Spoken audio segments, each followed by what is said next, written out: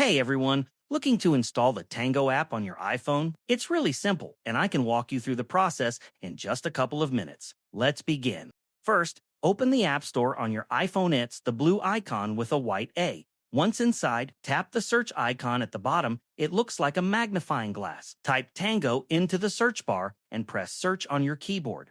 Look through the results for the Tango app, which has a red and white logo. Tap Get to download it. If prompted, sign in with your Apple ID or use Face ID to start the installation. Once the download finishes, the Tango app will appear right on your home screen. If Tango isn't available in your region's app store, no worries, there's a quick workaround.